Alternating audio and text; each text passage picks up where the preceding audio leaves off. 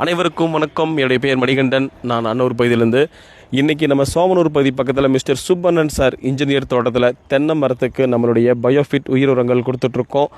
200 litre பேரலில் நம்மளுடைய Biofit உயிர் உரங்களை கலந்து தென்னை மரத்துக்கு நம்ம கொடுக்கும் பொழுது தென்னை மரத்தில் இருக்கக்கூடிய குரம்பை உதர்வு முற்றிலும் தீர்வு கிடைக்குதுங்க. காயினுடைய பருப்பு சைஸ் தடிமன் அதிகமாக இருக்கிறக்காகவும் நல்ல வெயிட் கூடுதலாக வரக்காகவும் நோய் மேலாண்மைக்காகவும் நம்ம கொடுத்துட்ருக்கோம்.